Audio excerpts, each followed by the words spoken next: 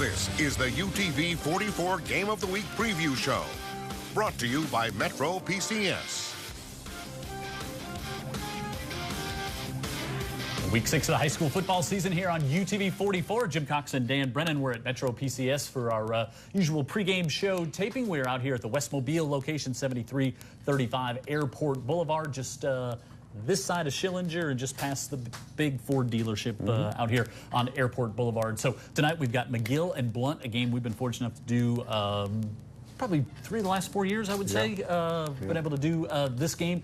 You know, going back to last week's game, we got an email early in the first quarter from Uncle Henry saying, and it was a legitimate football question, which surprised us, not what we thought would be coming from Uncle Henry, but he said, who's the best team in Baldwin County? And, you know, we said, wow, we've seen this Daphne defense, we've seen how great Spanish Fort has looked, and after Friday night, like, Fairhope is way in that conversation now. There's no doubt. I mean, they're a very physical team. They very well coached, and a team that had to fight and scrap. When you looked at those stats, it wasn't like Daphne was running away with it one way or the other. And that Fairhope team fought hard. I thought it was really interesting the way, going all the way back to the UMS Wright days, way back in the day, how they brought some of their bigger, more physical players in on offense when they got in the red zone late in that game and just said, stop this. And those kids were tough, well coached, and it's really nice to see kind of a bounce back for Coach Carter now in his 3rd year in Fairhope. But anybody that plays Fairhope, go ahead and do your jumping jacks and get ready because they're going to bring it. Yeah, and they went on the road the week before and got a win at Theodore, but offensively they had struggled. They scored 17 points. They had a block punt. They had a pick 6 that went back, and they kicked a field goal. And so offensively they were really struggling, and some people thought, well, you know, maybe that was just kind of a fluke. There's no fluke about it. Now they have to get better on offense like Daphne does over there, but the Fairhope team, like they're going to get better on offense. You can see the young quarterback coming along, and that defense, wow, they just played lights out. Well, then you look at the defenses we've seen from Spanish Fort, from Fairhope, and from Daphne, and they have a lot of similarities. If you look at them statistically, they're pretty similar. They're not exactly the same, but they're all very physical and kind of take over that line of scrimmage and stop you from doing what you want to do. And Daphne's, you know, they got a bye week this week. Like you just feel they're gonna get it figured out on offense because there's too many playmakers around the periphery there that could make a difference, whether they bring some more from the defensive side, you know, spot them on the offensive side. But you really do think they're going to get it figured out offensively because, you know, Chance Newman, like, he could make plays happen from the quarterback position. Yeah, he's a big, strong, tough senior quarterback. He knows the drill. He knows what's going on. They just need some players around him to make some plays. And, you know, again, it may start a little bit with that offensive line. You got to get good blocking. We'll see it from McGill here today with the guest that Coach Hill has brought. But you got to win battles up front to give your quarterback and your skill people a chance. So I think if they can get some of that straightened out, again, that's a very good Daphne team. Yeah, and they will. You just get the feeling that they will. And I guess if you probably get most coaches and said, hey, you know, you got to get your offensive going or your defense. And I think most coaches say, hey, if our defense is really solid, we can make it go on offense here toward the end of the year. I agree. Defense travels, so no matter where you go, you've got that going for you. It'll be interesting to see who makes their way to the top. 6A is something else. Yeah, and the nice thing is we're going to have a really good front row seat for it here in the last. And we're going to see one of those great 6A teams in action this week. Yep, we're definitely going to do it. We're going to see him next week as well. So tonight it's McGill and Blount here on UTV 44, non-region matchup. But boy, what a great one for both schools to play out of region because you know, both these schools have always talked about, hey, we have a chance to play a great opponent in a non-region week. We want to do it, and we've got it for you tonight here on UTV 44. So when we come back, we'll talk more about the matchup tonight. Blount traveling down to MAC-T. We're at the Lip tonight, and we'll get you ready for that one coming up right after this.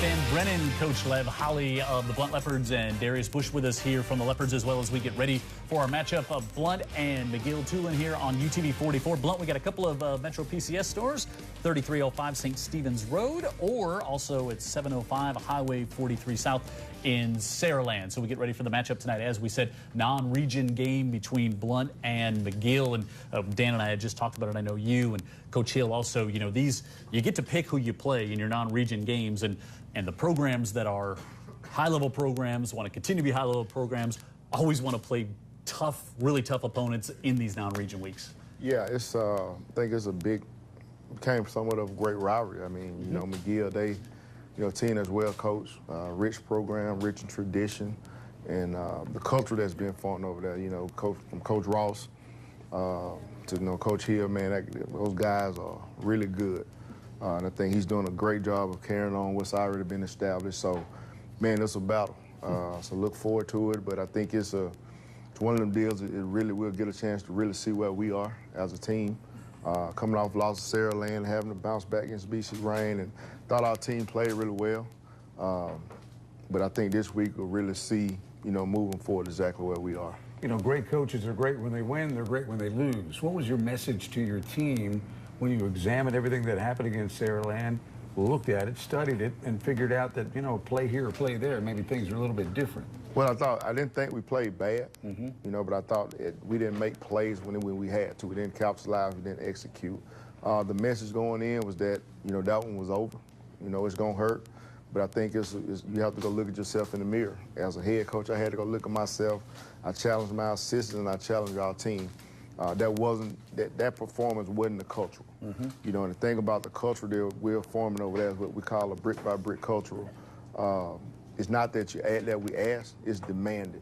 You know, so, and those guys, we didn't have it that night. So we had to give credit to Sarah Land, but the message pretty much went back to us. You know, we got to focus on Blount and make Blount better. So, you know, moving forward, you know, that's kind of the focus of, you know, making Blount better day in, day out, in the classroom, on the field, in the community, at home, in every aspect of your life. So, you know, but I think we've got better the last couple of weeks, so we'll see where we are. Yeah, and it's come tonight. One game kind of early in the season, and wasn't the end of the season, wasn't a playoff loss, you know, so continuing to get better. So, Jerry, let's talk about, you know, offensive line, obviously the key to every offense, and you certainly have some playmakers around you there. You've been around there, seen great players behind you. Kind of talk about where offensively you feel the Leopards are right now heading into tonight's matchup with McGill. Offensively, I think the O-line is great. As long as we do our jobs, make sure everyone is blocking someone, we give our wide receivers, quarterbacks, and running backs the opportunity to make plays. I know that you're focused on this year's Blount team, but it's probably gives you quite a charge to watch a game in the SEC with the Florida Gators and a quarterback that's just months removed from campus is making big plays. And of course, talking about Kadarius Toney. Yes, sir. We're proud of him. You know, we always support him. And down here, we still have a job to do. So we go in with a blue-collar mentality, come in at practice, and go hard at practice. When you go up against a McGill team, I would guess it'll have a playoff atmosphere at the game because of the rivalry and because of the two programs. But you know, it seems like when you especially get past that first round of the playoffs, you're going up against teams that are very tactically sound, don't make mistakes, don't beat themselves. I mean, I think it seems like for a long time that's what we see every week when we see a McGill team on TV. Well, I think you know, I remember talking to Caleb after we played them the first year I was here, and he said, you know, if we didn't have that game, we don't win a state championship. And I don't think, from a last year standpoint, I don't think we make it to the third round if we don't play a McGill. Again, like I said, I think it really it's going to show you exactly where you are. They're really good offensively, they're really good defensively, and they're really good special team-wise. So every aspect of the game is pretty much intact. So can we match that level of intensity? Can we match the schemes? Can we line up properly and just play? You know, I think it is a playoff-type atmosphere. I mean, the lit will be fun. But I think we got to be able to walk into it. We got to be able to win on the road. In the last 2 years, you know, thinking about, you know, playoff-type teams, we haven't been able to get it done on the road. So, again, I think it's the test that we need moving forward, you know, whether it's out of region, in region, and, you know, it doesn't get any easier. So I think it'll prepare us for the Spanish Fort, it'll prepare us for the Daphne. So, you know, we'll just see where we are. It's going to be something. Because these are two teams that certainly in most recent history not only know how to win, you check the records, they do win. So these are teams that are going to be very prepared. And again, there's some McGill kids I know that you've known for years, and there's guys on that roster you probably played park ball against and that sort of thing. Yes, sir. So does that give you a little extra incentive to look them up? Not really. I just know my opponent, know who I'm facing off against, and once I see my friends that I play with during park ball, I speak to them and just keep moving. You just got a job to do. Yes, sir. Oh, well, we can't wait. Jerry, it's great to meet you. We will see you out on the field before the game. We'll see you back in the last. I know you love the last segment. You love. Coach Hill hasn't been through the last segment yet. We're gonna get him through it. You could walk off in the middle of it. So it's McGill and Blount tonight here on UTV 44. We've heard about the Leopards. We'll come back and hear McGill's side of it. Ernest Hill is here, and Trey Simpson, offensive lineman. We'll talk all about that coming up right after this.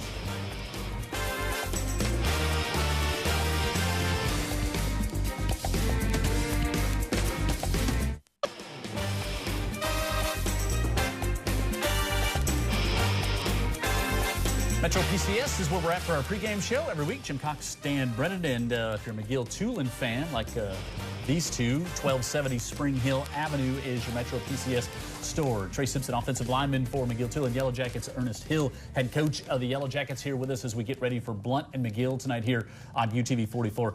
I want to go back to something that Caleb Ross said his first year as the head coach at McGill, and we were talking to him on the field, and he was talking about the defense, and he said the key to our defense is those kids love playing for that guy. And he pointed at you, and he said schematically, you know, we're all good coaches. And he said, but those kids, there's something about Ernest Hill that those kids love to play for. I thought that was very telling of Caleb to tell us that about you. I didn't know that, but I appreciate that, Caleb. But you know, on all parts of the field, but defensively, you know, especially if you look at those a lot of those McGill teams that we've seen that maybe sometimes look a little overmatched defensively, but still get there, always make the plays. I mean, you got to have kids that are ready to run out and run through a wall on Friday night on that side of the ball. Well, it's not just me, it's the whole defense coach staff. When Caleb was here, all of us did our part, and you know, we had good kids also. So that was part of it. So it wasn't just me. What is it like coaching the young kids that attend McGill-Toolen Catholic High School? It may be a little bit different than some of the other schools you've been to. Do these kids stand out or have their own kind of nature, or what do you see? Well, I done coached at four high schools, and the McGill kids is not that much different. I mean, you know, you deal with kids every day. Yeah. And it just according who is there, okay? And I treat all of them the same, you know, and when you treat all of them the same, you get results from them. And they don't see any favoritism, and that's what they be wanting. They want somebody, you know, to lead them, and once they trust you, you got them.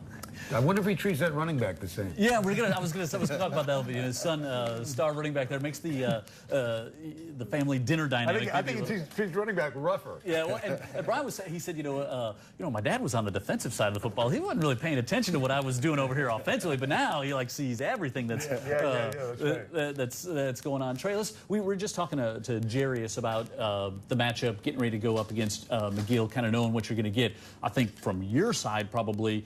You look at a Blount team, you know what you're going to get. Playmakers, athletes on, you know, we talked about the offensive side of the ball. Defensively, you know, they got some guys over there that are just outstanding as well.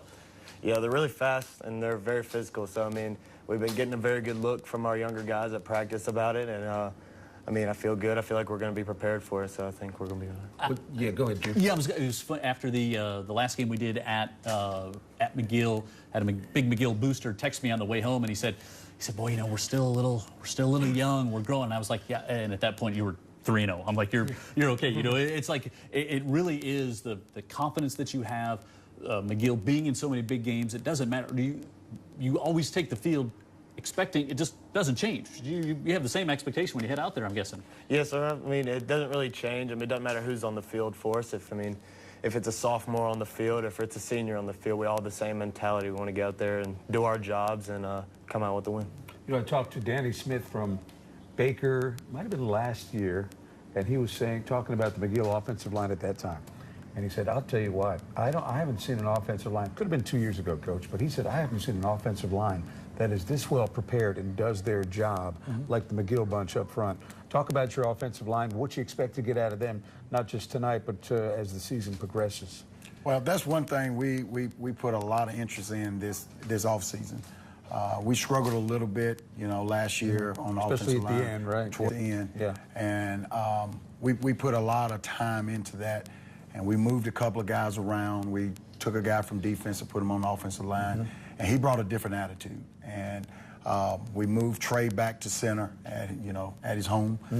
He played that as a sophomore in the state championship game. So we moved him back, and he was physical. And one thing I did in the spring, I went down there with him and was just standing around, and I just looked at something. I told him, I said, y'all guys, y'all need to be more physical.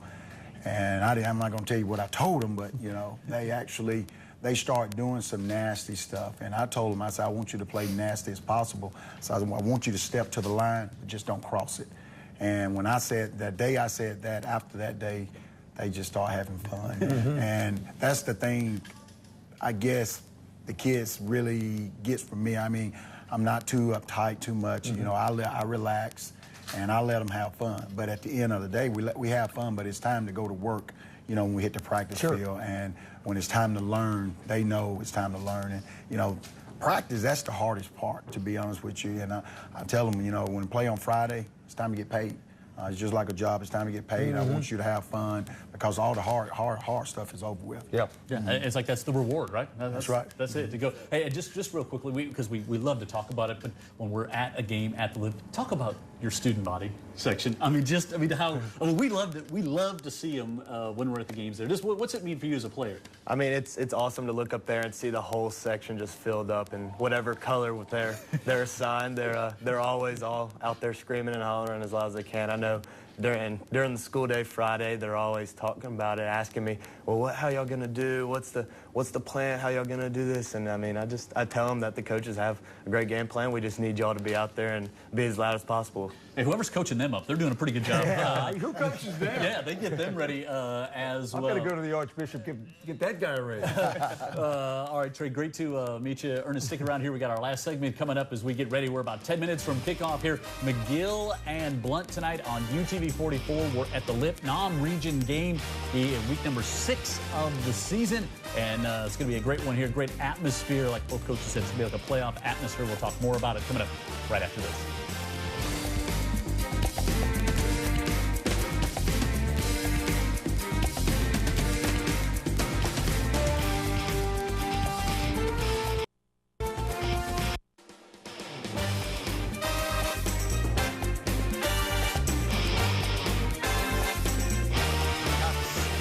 Ernest Hill, head coach of the McGill-Toolen Yellow Jackets. Lev Holly, head coach of the Blount Leopards, here with us tonight as we get ready for our matchup between Blount and McGill. And we kind of touched on it before we do our silly little segment here. So how is it being the head coach of your son as a senior, who's a leader on the team, great running? Just how has that dynamic been for you, Coach?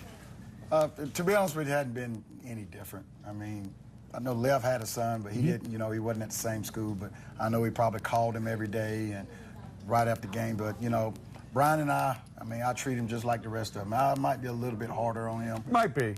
Just a little bit. But, you know, I try to treat, like I told you earlier, try to treat everybody the same. But I do treat him a little bit, you know, I'm a little bit harder on him because I expect a little bit more from him. But being a little harder, but I mean, there's got to be a part of you of a dad that like steps back once in a while and says, yeah, not a lot of dads get to do this for their son, right? You're absolutely right. You're absolutely right. I do. Sometimes I sit back and just cross my arm and look across, and he's a senior. It's my last year with him, you know, on the football field. Yeah, because Lev's made the point, which and sometimes we forget about it, but I can't remember what game we were doing before we were doing a Blount game, and Lev said, you know, talking to his kids, like, embrace the moment. Not everybody that plays high school football across the country gets to be in games like Blount and McGill. Like it's really a neat thing that these kids get to do. Man, it's amazing. I remember walking in the Live 2 years ago, man, and it was like, wow, you know. But again, you know, to kind of hit on what Coach Hill said, man, I got a chance to coach mine 1 year, and I would get on the phone at nighttime, and I think one of the best moments I remember was going to Park Cross, and we ended up losing, but when I got to the dressing room, I had like 15 texts. And all 15 of them was like from my son saying, "Go, Dad, you got it, you got it, you got it." And, you know, being a chance to, you know, once we lost, getting a chance to go up there and watch them win a game, him scoring like the winning touchdown right there by me. Right. You know, and realizing that, you know, when he came out the field, his dad was there. So it's different. You know, you expect more, but then you have to sit back and let them be kids. So it's cool stuff. All right, so we do this last segment here. It's called Bren In, Bren Out. Named after me. I asked Dan Brennan a question about a topic, and he either says Bren in or out, and then you're in or out on that topic. So, and I'll just tell you right now, Vic Lockett in on this one. Sunday night, it's the day. It's back after 5 years, 6 years. Curb Your Enthusiasm returns to HBO on Sunday night. Brennan. Like, Coach, out. I have no idea what you're talking about. Oh, they're coaches, man. Bring out, be getting ready for Spanish Fort. That's right. They're busy. We got to help you. It's the best show in the history of television. We'll help you in the off season. Dan Brennan, taking a cruise. You know, I don't want to go against the mayor. Right. He worked hard to get the. Right. You know. Just in general, getting on a cruise ship. Brent kind of. I'm in on that one. Oh, man. Oh, ow. That's like a floating petri dish. I just don't know if I could be that. Okay, he said that, Sandy. Dan Brennan, Brent in or out, wearing a robe around the house. Well, I probably should. But, you know, let me just say Brent out. Wow. Wear a robe? I'm out on that one, too. I don't own a robe. Confident that you could replace the windshield wipers on your car. Confident may be a stretch. So I will say Brent out. Yeah. I'm in on that one. Yeah? I'm out. Yeah, I'm out as well. And last one, blue cheese. Dan Brennan, in or out? Brent out. Out. I'm in. In. Out. That's it. That's how they roll in We learned he loves mayo. He doesn't like pork, and we also learned Kenny King doesn't mind getting a pedicure on this show. Kickoff comes up next. It's McGill and Blount right here on UTV 44.